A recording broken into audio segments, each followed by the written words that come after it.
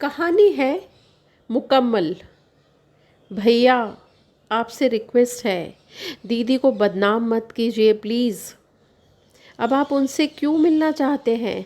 वो जैसी भी हैं उन्हें उनके हाल पर छोड़ दीजिए। अब उनकी शादी हो चुकी है। आपको इस तरह उनसे मिलने नहीं आना चाहिए। उन्हें पता चलेगा तो वो बहुत दुखी होंगी। गोलू जीतू को कुछ डांटते हुए से लहजे में बोल रही थी।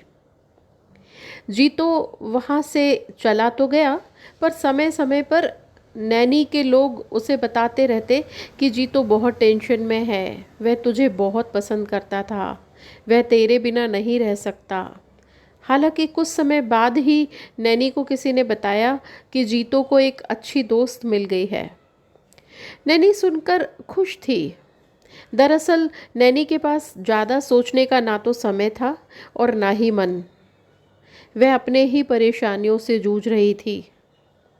उसके एक के बाद एक एबॉर्शन हो रहे थे। वह बहुत दुखी थी। ईश्वर से बस एक बच्चे की दुआ मांगती रहती। हालांकि भगवान की मर्जी के आगे सब व्यर्थ है। हालात ऐसे बने कि उसकी 2 बार ट्यूबल प्रेगनेंसी हुई और फिर डॉक्टर ने साफ कह दिया कि वह अब कभी माँ नहीं बन सकेगी। फिर तो धीरे धीरे हालात और बिगड़ गए और आखिर एक दिन बच्चे ना होने की वजह से ससुराल वालों ने उसका तलाक करवा दिया।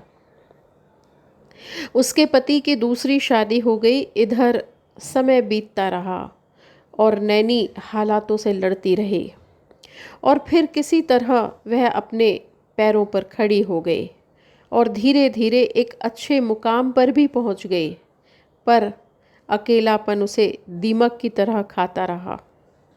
अपने पति के साथ बिताया लंबा वक्त वह भुलाए नहीं भूल पाती। वह बहुत परेशान रहती। फिर अचानक एक अरसे के बाद उसके पहचान वालों ने उसको कृष्णा से मिलवाया। नैनी को कृष्णा के साथ अच्छा लगा। दोनों में अच्छी दोस्ती हो गई।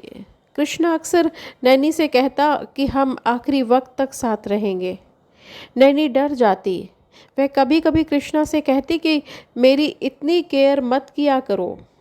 ऐसा करके तुम मेरी आदत खराब कर रहे हो, क्योंकि तुमने जो दिया है ना, वो मुझे कभी किसी ने नहीं दिया। वह डर के कहती कि अगर सब कुछ गलत हो गया तो मैं बुरी तरह टूट जाऊंगी।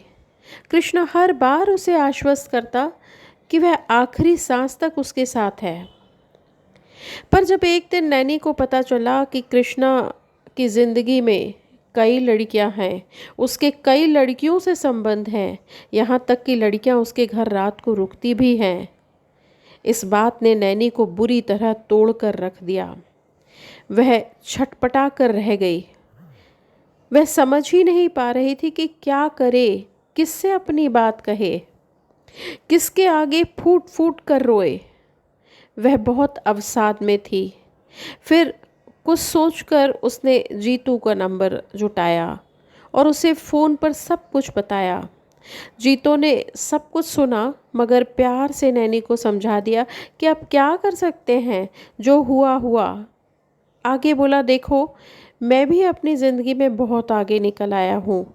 मेरी पत्नी बहुत अच्छी है, मैं अपने परिवार में बहुत खुश हूँ, तुम भी आगे बढ़ो। नैनी को जीतू से कुछ इस तरह की ही प्रतिक्रिया की उम्मीद थी। वह शादी के पहले भी उसे कई बार भांप चुकी थी कि वह कितनी जल्दी रंग बदलता है।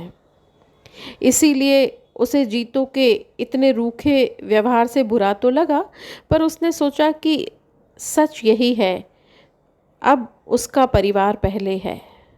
फिर करीब 5 साल बाद जब नैनी को पता चला कि जीतो शिल्पा के साथ मिलता जुलता है और यह सब करीब 5 साल से चल रहा है, तो उसे पहले तो विश्वास नहीं हुआ। फिर उसने जीतो से फ़ोन पर पूछ ही लिया कि तुम शिल्पा से मिलते हो इस उम्र में यह सब।